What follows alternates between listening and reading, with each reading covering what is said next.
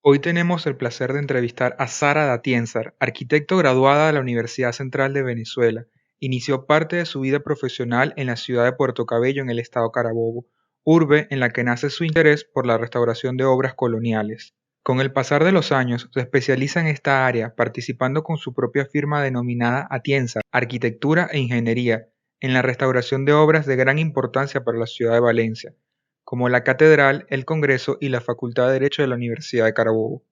En su larga trayectoria ha recibido varios reconocimientos, siendo galardonada en varias oportunidades en el Salón Malaucena, realizado por el Colegio de Arquitectos del Estado Carabobo.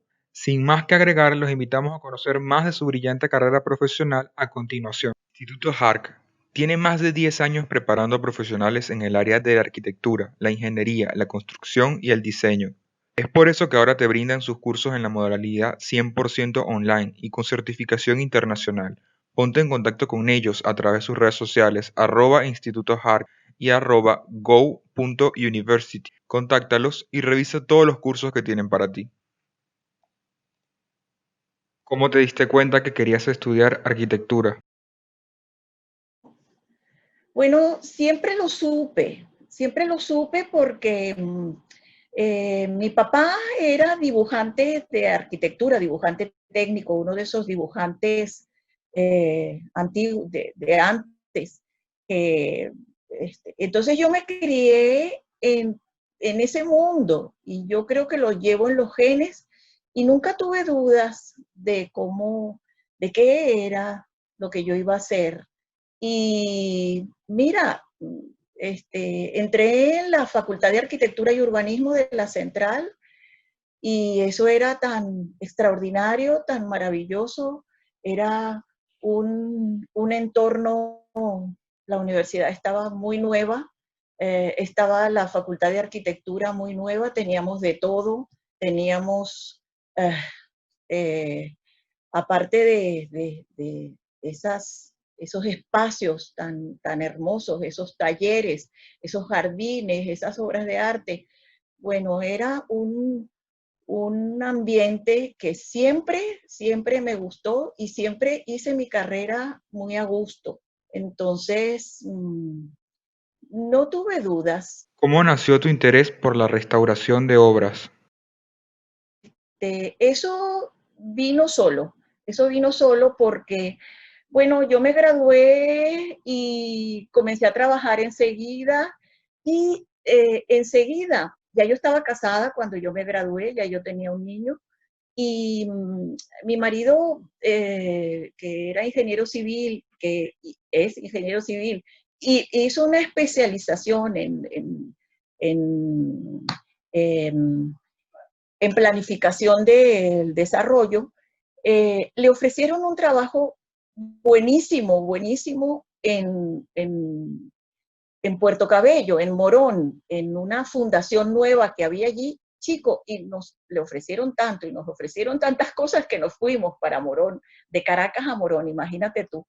Entonces, allí yo empecé a trabajar en el Ministerio de Obras Públicas, en la oficina local de Puerto Cabello.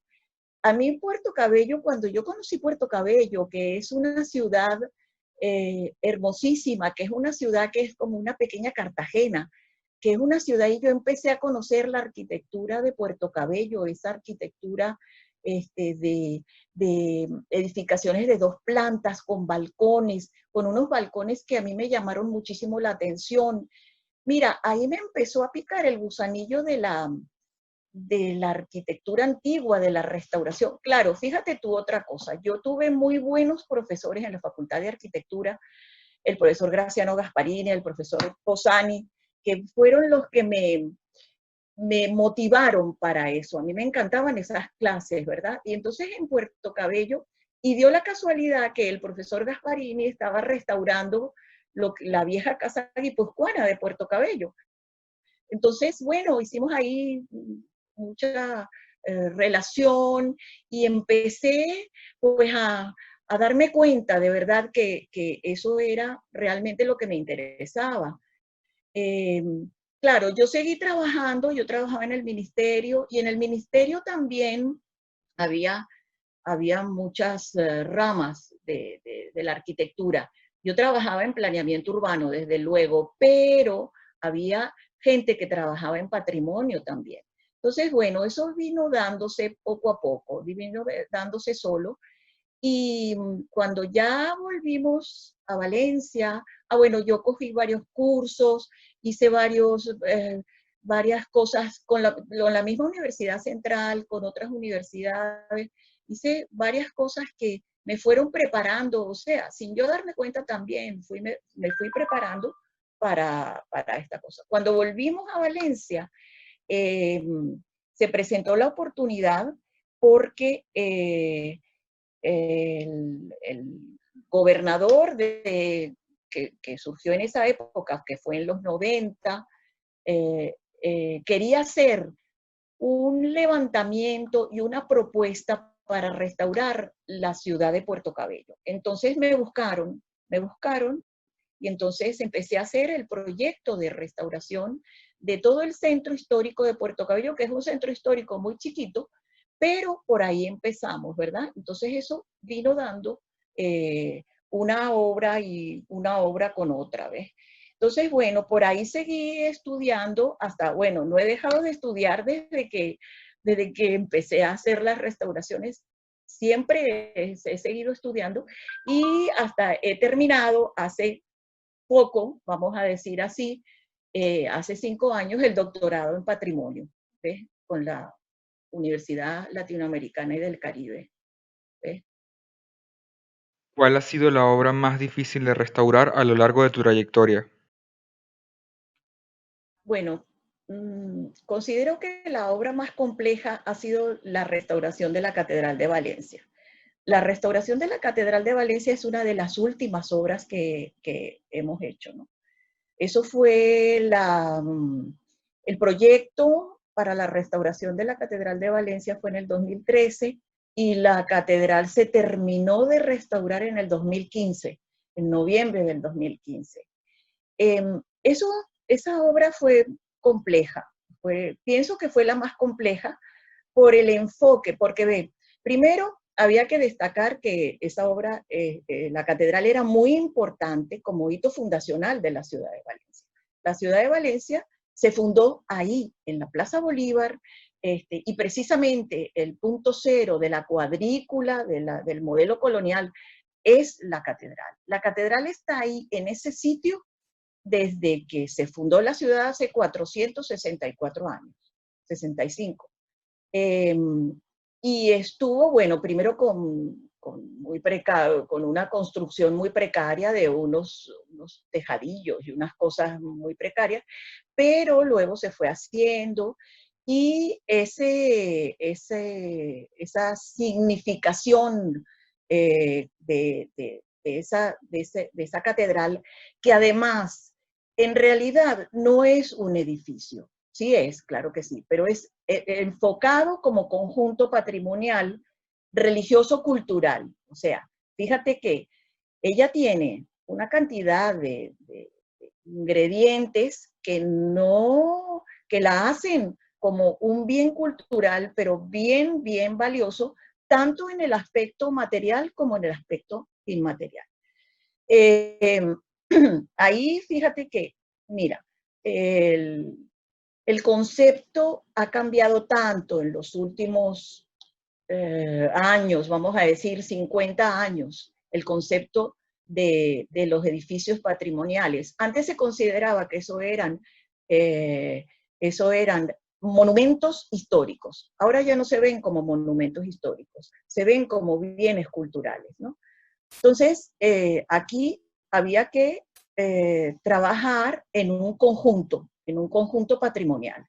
Entonces, bueno, los enfoques fueron con cuatro aspectos que fueron la iglesia, primero, o sea, el edificio, luego fue el cementerio, porque eso tenía un cementerio que fue durante muchos años el cementerio de la ciudad, luego la colección de bienes, el museo que tiene adentro, y por último, todos los aspectos inmateriales. Pero te voy a explicar rápidamente cómo fue cada cosa, ¿no?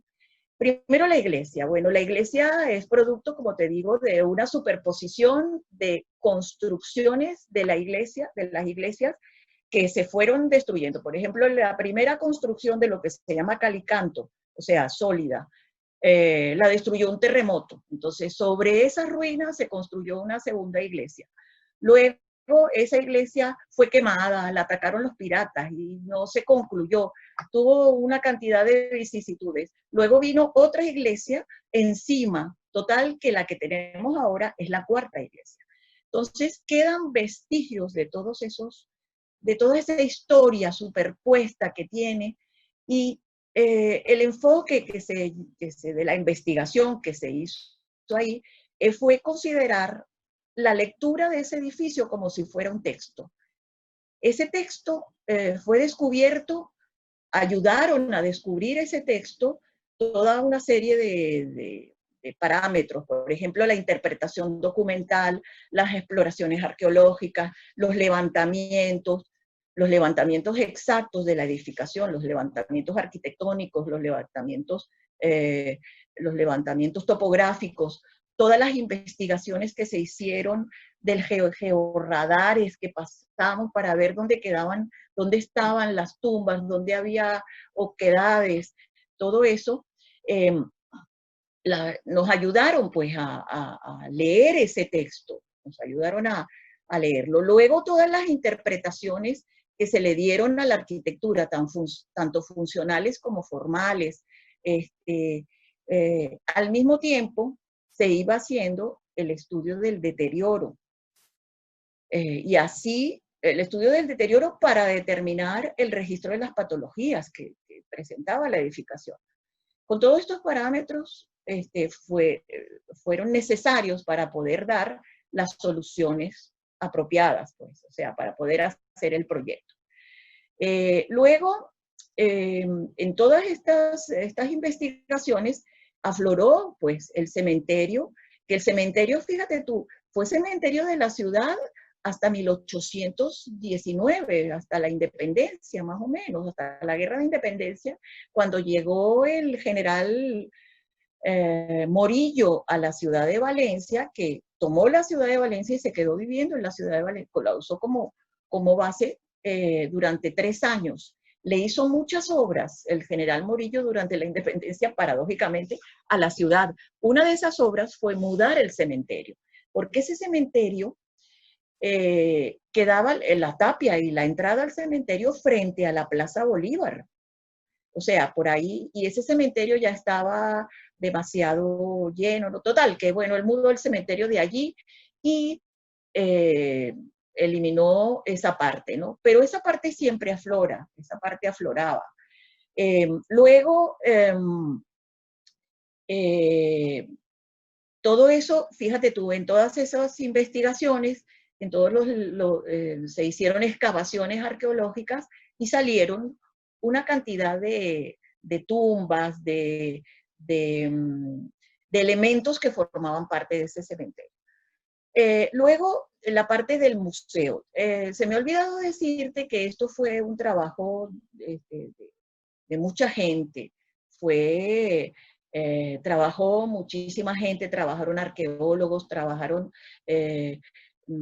topógrafos, trabajaron ingenieros y trabajaron especialistas en arte, pues el doctor Fernando de Tovar, que siempre nos ha acompañado en todas estas restauraciones, que es un especialista muy, muy preparado. Entonces él fue el que hizo toda la parte del museo, o sea, de la colección de bienes artísticos y religiosos, de bienes muebles contenidos en la iglesia, los objetos de culto. Bueno, están primero los vitrales, los retablos, los altares, las imágenes, la pintura religiosa.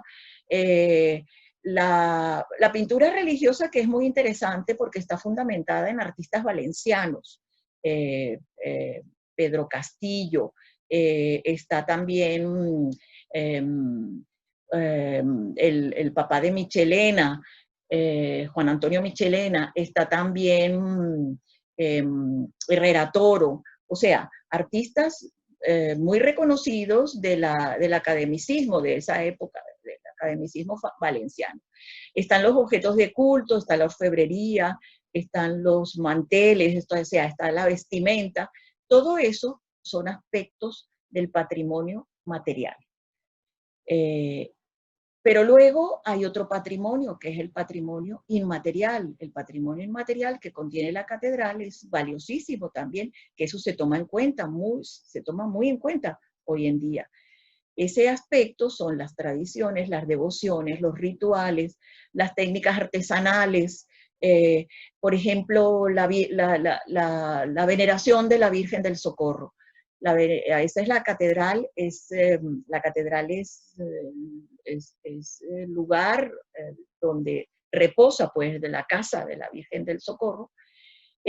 Con respecto a todo lo que ella conlleva, tiene una cantidad de patrimonio inmaterial, como por ejemplo el bordado de los mantos que tiene la Virgen, que le ponen en cada festividad de la Virgen, que es en noviembre. Esa tradición, ese saber hacer, todavía se mantiene, todavía se mantiene. Entonces, eso es muy interesante destacarlo. Bueno, lo que te quiero decir es que por eso tuvo esa gran complejidad este edificio con todo lo que contiene, ¿no? Porque se le dio ese enfoque de patrimonio cultural completo. Es cierto que hay un túnel que une a la Casa Páez de Valencia con diferentes edificaciones del centro de la ciudad. Mira, yo desde la catedral sí se ha estudiado, e inclusive, como te dije antes, se hicieron estudios de georradar y de una cantidad de cosas. La catedral tiene una cripta, ¿ves? Tiene una cripta subterránea que está techada con bóvedas de ladrillo. Pero de esa cripta no se ve, o sea, no se aprecia, claro, no hemos hecho las exploraciones completas de la cripta, no se aprecia que de ahí salgan túneles hacia la Casa Páez, ¿no? Por otro lado, de la Casa Páez sí sale un túnel que no se le ha hecho el estudio, sí sale un túnel y dicen que ese era un túnel que salía, en la propia Casa Páez del sótano, sabes que como eso hay unos desniveles ahí, todo eso, del sótano sale ese túnel y viene a dar a uno de los corredores de la propia Casa Páez. No lo sé porque eso no se ha hecho, esa exploración. Es una materia pendiente, esa exploración del túnel de la Casa Páez. ¿Por qué es tan poco valorado el patrimonio venezolano? Bueno, mira, eso es verdad. Se le ha dado muy poca importancia al patrimonio cultural. Tradicionalmente se le ha dado muy poca importancia al patrimonio cultural. En la época de Gómez, que fue el centenario de la batalla de Carabobo y el centenario de muchas cosas, se hicieron, mira, se hicieron edificaciones que suplían la falta de un patrimonio histórico venezolano, porque fíjate tú qué es lo que pasa. Tradicionalmente, la gente dice que Venezuela no tiene monumentos históricos, porque había así como que una, una desestima, pues, de ese patrimonio venezolano, claro, comparado con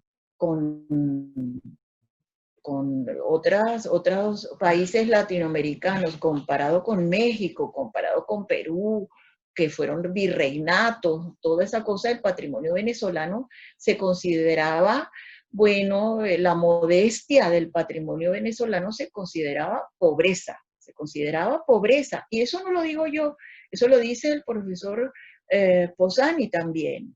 Profesor Posani, fundador del IPC y redactor de la Ley de Patrimonio y Defensa del Patrimonio Cultural Venezolano, dice eso, ¿no? Que en Venezuela siempre se desestimó el patrimonio. Inclusive, la ley de patrimonio es muy tardía, la ley de protección del patrimonio es del 92, Y en esa época que el profesor Posane era director del Instituto de Patrimonio Cultural, él tuvo que echar hacia adelante ese instituto y, y explicar los beneficios de esa ley de defensa del patrimonio cultural venezolano, porque lo que había habido antes fue muy blando, pues, o sea, no protegió nunca ningún patrimonio, porque era una comisión de obras artísticas, de protección de las obras artísticas y documentales, yo no sé qué, o sea, algo muy, muy poco. A raíz de esto que te estoy diciendo fue que se hizo la ley de patrimonio, la verdadera ley de patrimonio. Lo que pasó con todo esto fue que la sociedad venezolana compró la modernidad, porque la modernidad sustituía esa falta de ese pobre patrimonio, esa modestia de nuestra arquitectura colonial y republicana que se consideraba pobreza, como te estoy diciendo, y la modernidad nos permitió olvidar ese patrimonio, eso que era vergonzante, vamos a decirlo así, y cambiarlo por una nueva identidad moderna de la cual podíamos estar orgullosos, pues. Entonces, eso también se ha estudiado, eso se ha estudiado, Mario Briceño Iragorri lo llamó la crisis de pueblo. En un ensayo que él hizo que se llama Mensajes sin destino, él habla de que el país sufre esa crisis de pueblo. Esa crisis de pueblo es por la falta del sentido histórico, pues, porque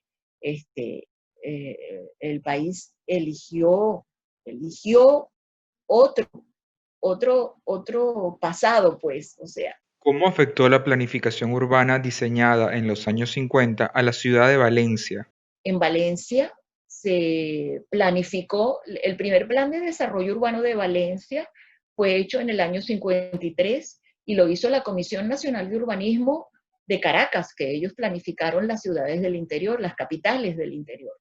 En ese plan del año 53 se planifica zonificado, ¿no? Como es esa planificación, aquí zona de vivienda, aquí zona del centro, porque el centro histórico, el centro de la ciudad tenía que ser una pequeña Manhattan. Entonces aquí se zonifica con altas torres, va a estar la City, van a estar las oficinas, luego la vivienda está hacia el norte y la industria está hacia el sur, ya hacia el sureste. Entonces, con grandes vías de comunicación, porque el vehículo era el transporte del futuro, según Le Corbusier, que él lo entendió así, y así planificaron, ¿no? Entonces, esa planificación, a lo largo de los años, se ha visto todos los defectos que tuvo esa planificación y la planificación urbana ha ido cambiando, ha ido ajustándose a todas esas, a todos los, y aprendiendo de los errores, ¿ves? Entonces, por eso te digo que las ciudades, esos planes de desarrollo fueron destructivos. En Valencia, los planes en los cuales se permitía demoler y construir altas torres duraron hasta el año 1990. En 1990 trabajé junto con un equipo multidisciplinario también de urbanistas y a mí me tocó hacer eh, la parte patrimonial de la investigación del Centro Histórico de Valencia y ahí sí logramos revertir esa planificación destructiva y modernizarla a la conservación del patrimonio.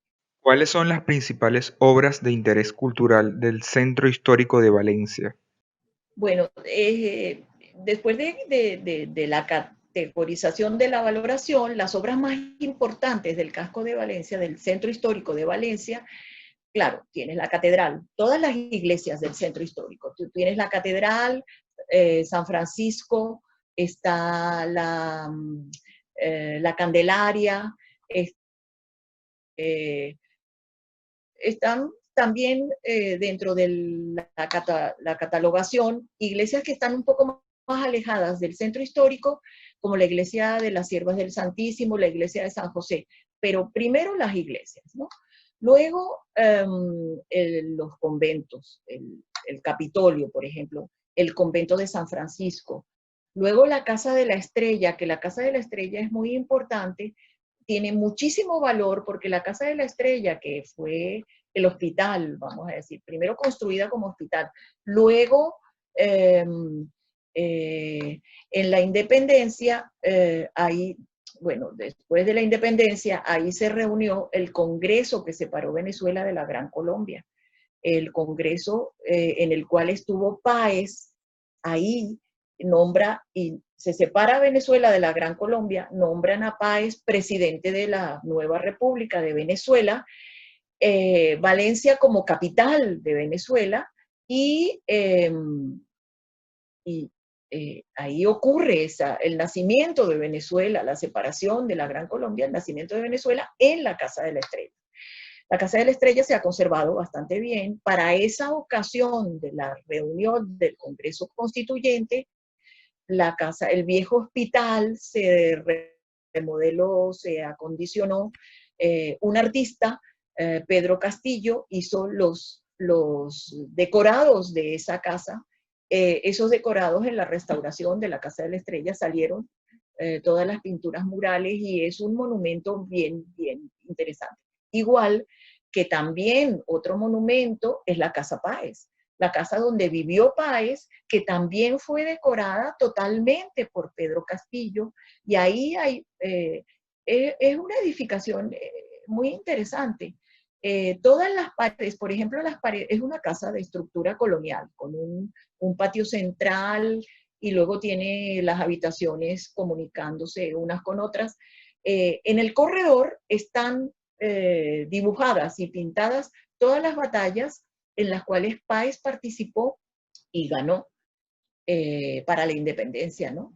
Y luego las habitaciones están todas decoradas, todos los muros están decorados con motivos mitológicos, motivos decorativos. Es bien interesante esa casa convertida en palacio presidencial, ¿ve? Para vivienda de Páez, ¿no? Luego tenemos otras edificaciones, otras casonas, porque es que las casonas de Valencia son muy buenas. Hay una casona extraordinaria, que es la Casa Celis. La Casa Celis es una de las casas, vamos a decir, de barroco venezolano más importantes del centro del país. Es una casona que tiene dos patios. Ella ocupaba un cuarto de manzana completa cuando fue construida. Es una casa hermosísima. Ahí funciona el museo, un museo antropológico, el Museo Casa Celis. Luego tenemos arquitectura, bueno, del siglo XIX, como es el, el, viejo convento, pues el edificio de la universidad. Luego tenemos arquitectura moderna del casco histórico, que también son edificaciones importantes, como un museo que se hizo, que se llamó Museo de la Cultura, un museo moderno cerca de la zona del río, que fue hecho por un arquitecto moderno, que inclusive fue profesor mío en la central, el profesor, ahorita se Castillo, se llama como tú de apellido, profesor Castillo. Entonces, bueno, esos son los edificios más importantes. ¿Cómo fue el proceso de restauración de Villavicencio y qué uso tiene actualmente? Bueno, Villavicencio eh, es, es un palacete hermoso que está en San Esteban, en Puerto Cabello. Villavicencio fue restaurada en el año aproximadamente, la restauramos, esa sí la hicimos la empresa nuestra de restauración, que teníamos una pequeñita empresa, pero esa sí la hicimos nosotros, fue en el año 97, más o menos. Ahí se hizo, fíjate tú, esa villa, ese palacete, fue construido al finales de 1800, ¿no? a finales de 1800, casi 1900, fue un arquitecto ingeniero de esa época que estaba en Puerto Cabello haciendo los trabajos del puerto, los trabajos de los muelles y toda esa cosa. Era Luis Muñoz Tebar. Y él le hizo ese palacete tan bello para la familia Sturu, como casa de recreo allá en la hacienda San Esteban de Puerto Cabello, pues en ese enclave que hay en San Esteban tan hermoso que narraron todos los naturalistas del siglo XIX, ¿no? Eh, entonces esa casa pertenecía a la hacienda San Esteban. Esa casa fue adquirida en la época de Gómez por Vincencio Perezoto. Perezoto era uno de los ministros, no sé, de Gómez, este, de una memoria, o sea, la memoria que hay sobre Perezoto no es muy buena, pero sangrienta, o sea, no, bueno, eh, en esa época, en los 90, fue adquirida por la gobernación del estado, la casona, para convertirla en un museo de ciencias naturales, porque es un enclave de ciencias naturales que, como te digo, fue visitado por muchos naturalistas de la época de Humboldt y de todos ellos, ¿no? Entonces, pero, bueno, el museo, se restauró la casa, el museo tardó mucho en montarse. Es más, creo que se montó varios años después. Eh, el museo no funcionó mucho y luego estaba muy alejado. Lo que pasa es que él pertenecía a una institución que era el Circuito de Museos de Carabobo. El Circuito de Museos de Carabobo era una organización que tenía una dirección central y cada museo, por ejemplo, la Casa de la Estrella, la Casa Páez, la Casa Celis, eh, el Museo de Ciencias Naturales, eh, eran como salas de una misma organización. Había una sola dirección, una sola organización y distintas salas a lo largo del estado. Eso a lo largo del tiempo fue desapareciendo con los sucesivos gobernadores hasta que desapareció totalmente y quedaron independientes cada museo. El de San Esteban no sobrevivió. El Museo de San Esteban no sobrevivió. Eh, Luego le hicieron, inclusive, bueno, la casa se fue deteriorando otra vez. Luego lo quisieron recuperar hace como 5 años, una cosa así, y le volvieron a hacer otra especie de restauración, pero tampoco tuvo éxito. No se montó lo que ellos pensaban hacer y claro, se volvió a abandonar y al abandonarse pues pasa todo lo que pasa. No progresó. ¿Cuál es la historia de la Quinta La Isabela y cuál es su uso actual? Bueno, el Palacio de los Iturriza, como es una quinta de recreo que hizo Fernández Paz para la familia Iturriza, y es una quinta atípica, es una casa atípica porque, bueno, se sale de la estructura colonial del centro y todo eso, y eso estaba en las afueras, tenía un gran terreno y por la parte de atrás daba al río Cabriales y bueno, era una quinta de recreo. Esa casa, eh, bueno, después de la urbanización de la ciudad, la, toda la parte norte, el desarrollo de la parte norte de la ciudad, todo eso, esa casa quedó abandonada. O sea, esa casa, a los iturrizas se la compraron los Castrillo la, la, el señor Castrillo la remodeló, la acondicionó, la conservó hasta cierto punto los herederos y luego la casa quedó abandonada. Esa casa se restauró también en esa época de la restauración.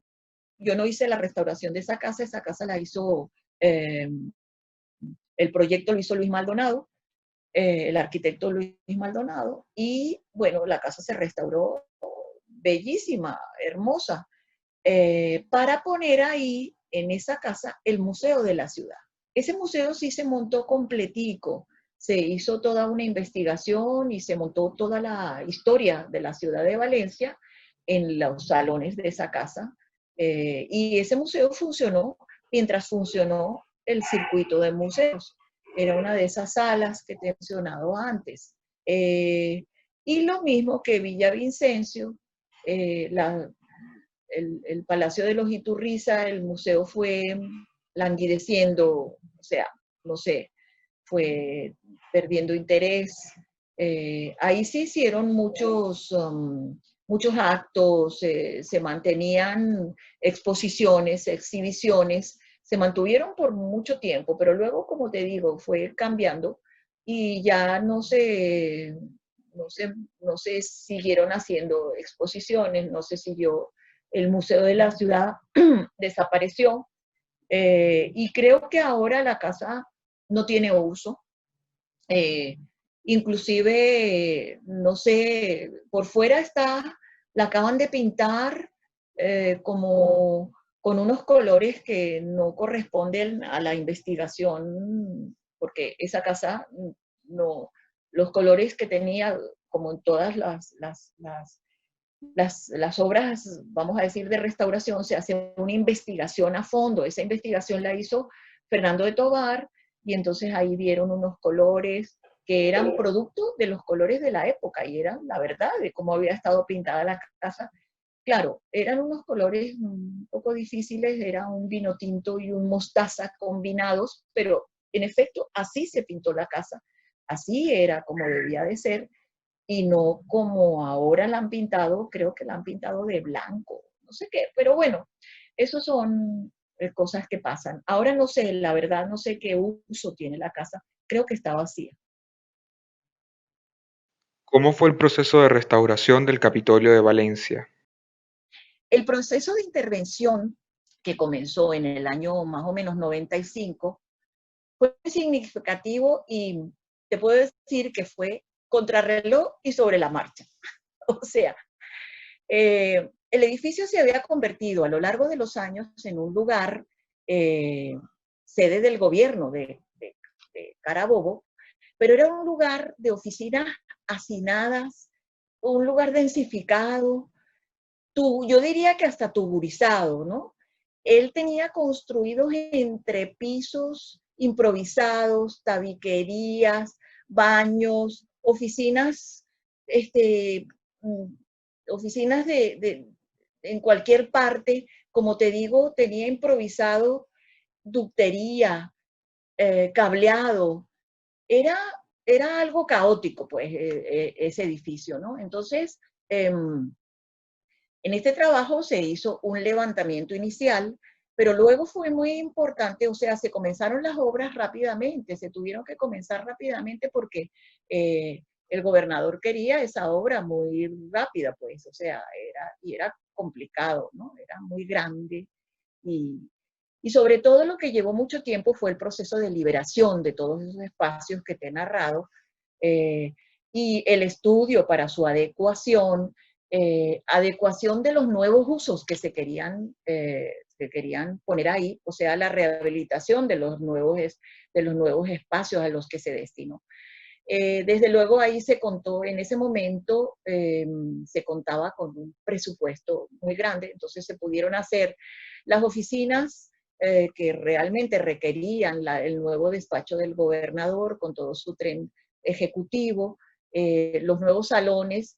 eh, es, es, es revelador y me acuerdo eh, con mucho, ¿cómo te digo? Con mucho sentimiento, cuando logramos sacar todo lo que contenía, o sea, vaciar todo lo que había sido la capilla de las monjas. La capilla de las monjas contenía la cúpula original, donde estaba el altar, pues. Y cuando logramos quitar todos los entrepisos de estructuras metálicas que tenía, todos los baños, todas las tabiquerías, todo lo que tenía ese gran espacio que no se veía nada, porque eran puros cubículos, ¿no? Cuando logramos liberar los 2 pisos o los 3 pisos, el espacio, pues, que tiene esa capilla con la liberación de la cúpula por dentro, fue un momento muy emocionante. Te lo juro que estábamos 3 de las arquitectos ahí y de verdad que fue un momento, pero memorable, que las 3 todavía nos acordamos de ese momento. Entonces, ese gran salón que quedó ahí, se quedó un salón que ahora se llama el Salón de los Gobernadores, en el cual se volvió a colocar el gran cuadro de Michelena, un cuadro hermosísimo de Arturo Michelena, que está Bolívar montado sobre un caballo blanco que se llama Bolívar en Carabobo, que fue un cuadro enorme que pertenecía a ese espacio y había sido retirado y lo habían puesto en el espacio donde había estado la Asamblea Legislativa. Y entonces yo buscando unas fotos antiguas en toda la documentación y todas las cosas que se analizan cuando hace eso, de repente vi un velorio de alguien en ese salón y en el fondo de ese velorio donde estaba ese muerto estaba el cuadro de Michelena. Entonces yo dije, mira, el cuadro de Michelena hay que volverlo a poner donde era, aquí, debajo de la cúpula. Y en efecto, así se puso y realmente cuando se puso ese cuadro, nos dimos cuenta de que ese cuadro pertenecía a ese lugar. Por otra parte, Fernando de Tovar también exploró para saber el color que le debíamos dar a la cúpula por dentro, que generalmente las cúpulas eran de color azul, porque las cúpulas, la esfericidad simboliza el cielo, y en esas investigaciones salieron unas letras, unas fechas, y la cúpula se pudo restaurar pues como había estado, ¿no? Entonces, bueno, el edificio se le hicieron notables instalaciones, sobre todo las instalaciones de aire acondicionado, que siempre son las más traumáticas en este tipo de trabajo, pero ahí se pudieron hacer soluciones, yo digo, heroicas, porque ese salón que te estoy describiendo tiene toda una ductería subterránea para llevarle el aire acondicionado, que las máquinas están en el patio, en unos sótanos que se hicieron especiales, y se hicieron tuberías subterráneas y el aire le llega por 2 ranuras laterales. El aire sale del piso y no se ven ducterías por ninguna parte ni nada de eso. En las oficinas del gobernador también se hicieron obras de... Las oficinas más o menos son nuevas porque son en un anexo, ¿no? Y ahí se pudieron llevar el aire acondicionado también totalmente oculto, no por ducterías que se vieran. Y hubo espacios dentro de las áreas del Capitolio donde no había más remedio que poner ductos. Entonces, en ese momento se buscaron soluciones, por ejemplo, ductos cilíndricos, o sea, tubos cilíndricos, grandes tubos forrados de lámina de cobre, que hoy en día, desde luego, no se pueden hacer esas soluciones, pero en ese momento sí se pudieron hacer en el Capitolio. Y los ductos, bueno, cuando no puedes contra el enemigo, únete a él. Los ductos se unieron al lenguaje y a la decoración y de verdad que fueron un éxito, ¿no? Que todavía eso se ha conservado. El Capitolio se ha conservado muy bien en estos últimos años.